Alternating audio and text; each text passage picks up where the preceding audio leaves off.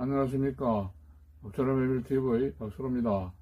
오늘 288번째 영상에서 메밀 압출면에 녹두가루를 혼합했을 때 메밀면의 구조와 기능에 어떤 변화가 일어나는지를 알아보겠습니다. 메밀 식물학에서는 오렌지 껍질을 혼합해서 만든 메밀 오렌지 작은빵 쿠키에 대해서 재료와 레시피를 소개해 드리겠습니다. 압출 메밀면에 녹두가루를 혼합했을 때 메밀면의 구조와 기능에 어떤 변화가 생기는지를 알아보겠습니다. 이 내용은 항당뇨 식품 개발의 가능성을 보여주는 것입니다. 이 연구는 중국 대원 상시대학의 초외 연구원들이 공동 연구를 해서 2024년 어플라이드 푸드 리서치라고 하는 국제학술지에 발표한 내용입니다. 플라보노이드와 페놀 등 생물학적 성분과 고혈당과 고지혈 완화 등 생리 효과를 갖는 녹두가루를 0, 5, 10, 15, 20% 내 수준으로 메밀가루에 혼합해 120도로 압출 메밀을 만들었습니다. 압출 후 국수를 온도 20도, 상대 습도 12%의 숙성 챔버에 3일 동안 두어 숙성과 성행 과정을 가능하게 했습니다.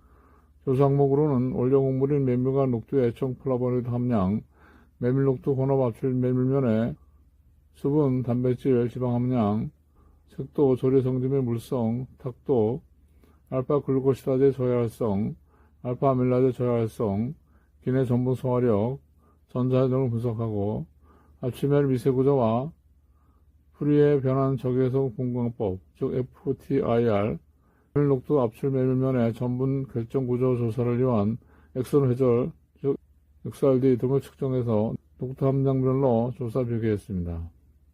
이 영상에서 FTIR, XRD 전자의 분석 결과는 설명을省略했습니다.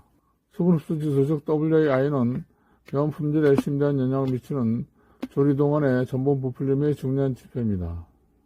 면의 녹두 함량의 증가로 수분 흡수 지수가 무첨가시 148%에서 20% 첨가시 109.67%로 감소했습니다.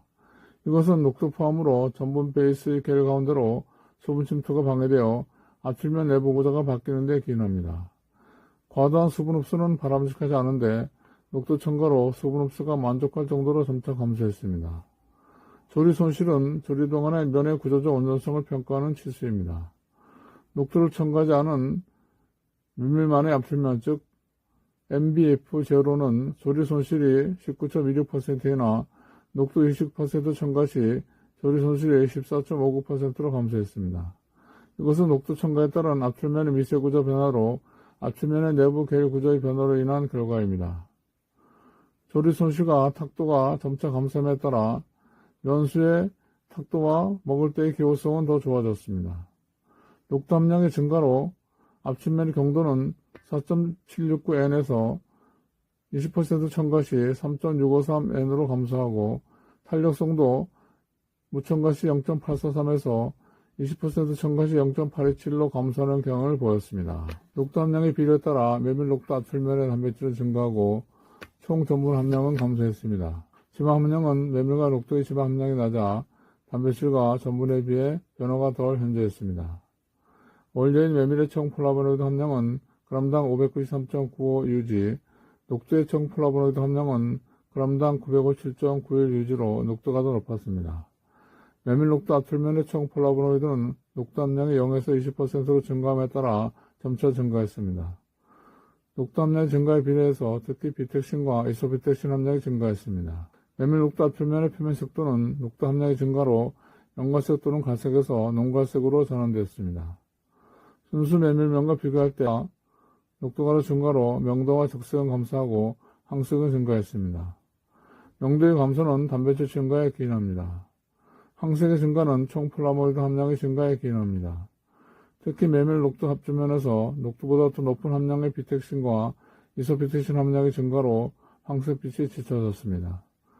녹두의 포함으로 압출면의 시각적 매력이 향상된 것입니다.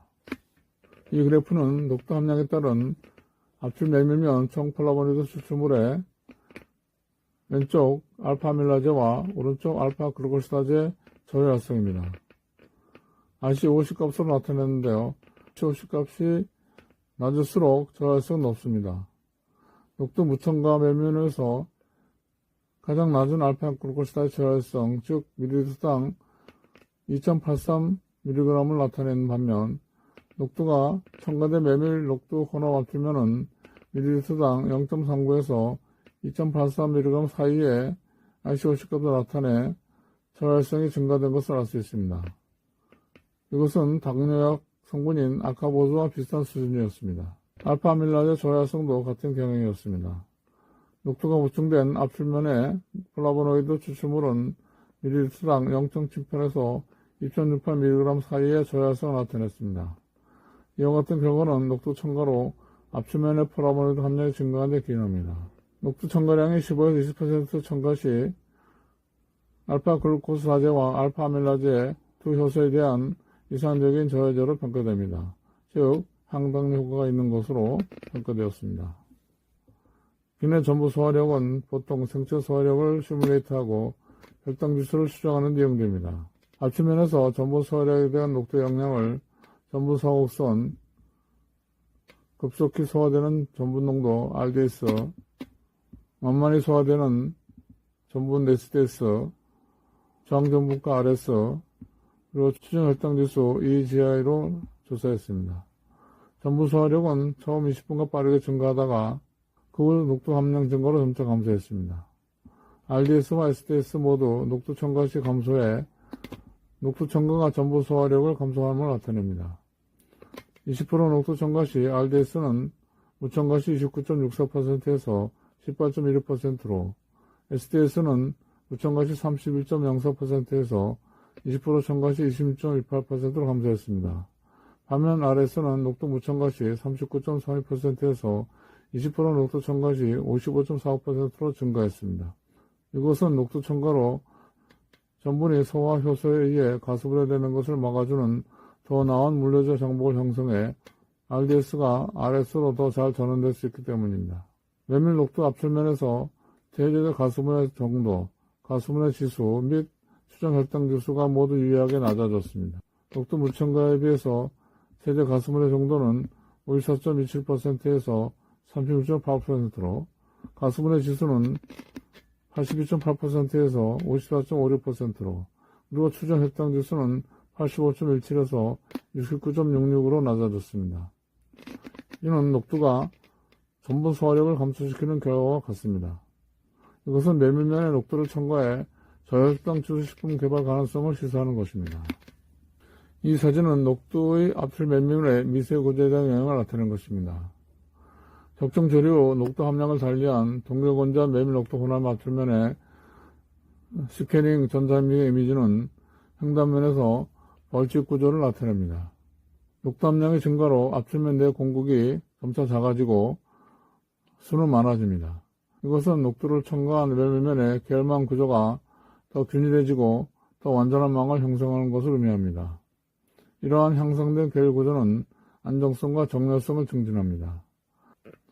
이러한 구조 변형이 메밀 녹두 압출면에서 발견되는 재소화의 감속을 설명합니다. 즉 감소한 공급 크기가 전분 베이스의 계열 기질로의 수분 침투를 지연시켜 녹두 첨가 시료의 고품질 유지를 가능하게 하는 것입니다. 결론적으로 성연 함량의 녹두 첨가가 메밀 녹두 혼합 압출면의 색상, 기본 영양 조세 및 조리 특성에 영향을 미치고 알파글루코스다제와 알파아밀라제 저혈성 증가, 전분 소화력 감소, 미세구조 개선 등을 가져옵니다. 그러나 메밀 녹두 압출면의 간리 특성에는 명확한 차이가 있습니다. 즉 맛에는 변화 없이 품질과 기능성이 향상된 것을 의미합니다. 녹두 화합 연제 20% 첨가 시 더 나은 결정 구조와 더 나은 단범위 정렬 구조, 더 정돈된 벌집 미세 구조와 더불어 더 높은 단백질 함량과 더 낮은 전분 소화력과 더 나은 효소 저혈성을 나타냅니다. 이것은 녹두를 첨가한 메밀 압출면이 어느 정도 항당뇨 가능성을 갖는 이상적인 기능성 식품이 될 수 있음을 시사하며 미래의 압출면 개발 방향을 제시하는 것입니다.